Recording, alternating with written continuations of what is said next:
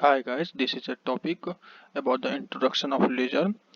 The laser named just gives its definition: L for light, A for amplification, S for stimulated emission of radiation. So, laser is a light amplification by stimulated emissions of radiation. Laser was discovered in 1960. First laser is ruby laser. Measure. Measure is a microwave amplification of stimulated emission by radiation. Measure was discovered in 1954. Before laser,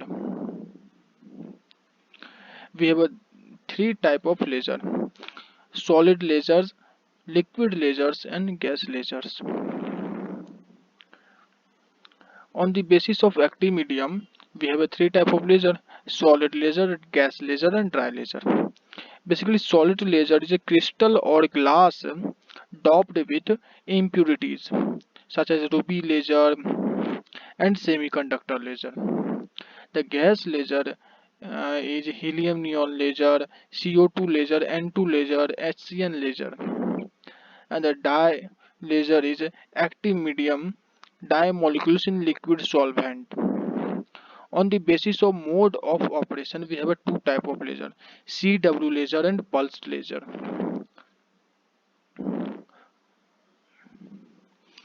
On the basis of pumping, we have a two types of laser: three level laser and four level laser.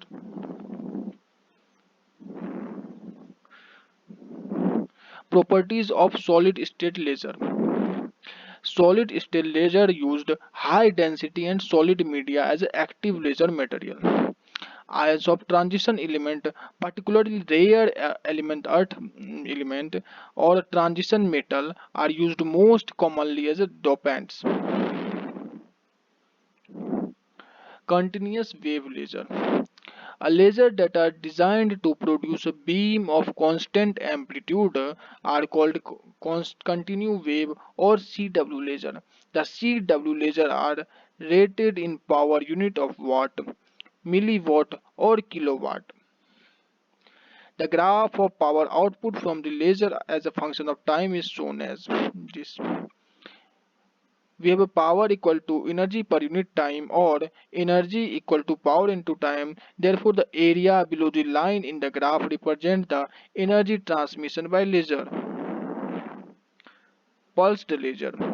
In normal pulse laser, our excitation mechanism is pulsed and the laser is produced for a short time while the pumping energy is greater enough to keep the active medium above the gain threshold. By diagram, normal pulse laser can be shown as.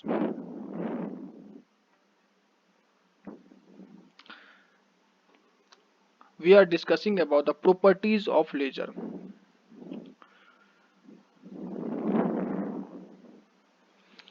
Physical properties of laser. Collimination. Collimination simply refers to the degree of parallelism of the beam. Ordinary light shines in all directions. Laser light shine only in one direction. Laser beam is highly collimated, which has very little divergence. The second property is coherence. Laser light comprise the identical wavelength and form the cause to be greatly amplified. Laser radiation are coherent both temporal and spatial. The temporal coherence means that break and through the electric and magnetic field all occur at the same time. Spatial coherence means they are all traveling in the same direction. Monochromaticity. Ordinary light consists of many wavelengths. Laser light consists of a particular one wavelength. It means that each type of laser essentially produces only a single wavelength of light with a single color.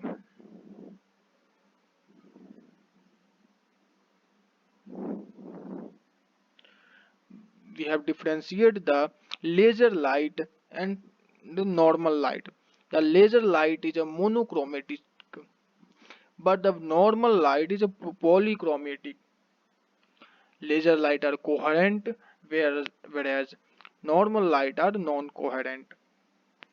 Laser light are directional, highly directional, but normal light are non-directional.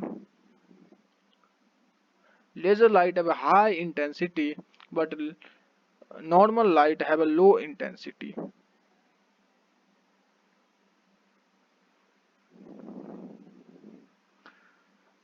Now we are discussing about atomic transition. First we define the term absorption. If a photon of energy h nu is incident on an atom in lower state, the atom absorbs the incident photon and get excited. To jump the higher energy state, the process is called absorption. The rate of absorption R12 is proportional to the population of energy level N1 and to the density of incident radiation rho. Hence, rate of absorption R12 is directly proportional to N1 into rho, or R12 equal to B12 into N1 into rho, where B12 is the proportionality constant known as probability of absorption of radiation per unit time. The second term is spontaneous emission. It is a process in which there is an emission of photon whenever an atom transits from a higher to lower energy state without the aid of any external agency. For this process to take place, the atom has to be in the excited state. Since the higher energy level is an unstable one, the excited atom in a higher level E2 spontaneously returns to the lower energy level E1 with the emission of photon energy h nu equal to E2 minus E1. The rate of spontaneous emission of radius R21 is proportional to the population N2 at a higher energy level E2. Hence, R21 is equal to A21 into N2, where A21 is the proportionality constant known as probability of spontaneous emission per unit time. The third term is stimulated emission. The stimulated emission is an emission of photon whenever an atom transits from a higher to lower energy state under the influence of an external agency. For this atom should be already in excited state. Let a photon having an energy of interact with the atom in the excited state. The incident photon triggers the excited atom to the higher level E2 transit from lower energy level E1, resulting in the emission of another photon of energy as nu. Both the both the inducing and emitting photon have a same phase energy and direction of movement. The kind of emission is responsible for laser action. The rate of stimulated emission of radiation R21 is proportional to the population of N2 and higher energy level E2 and the density of the inducing photon. So R21 is equal to B21 N2 into rho, where B2 is the proportionality constant known as probability of stimulated emission per unit time.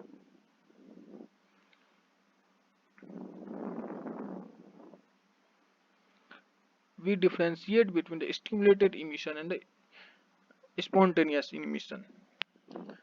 The spontaneous emission is incoherent, whereas stimulated emission is coherent. The spontaneous emission have a less intensity, whereas stimulated emission have a high intensity of light. Spontaneous emission is polychromatic, but stimulated emission is monochromatic, means only single wavelength.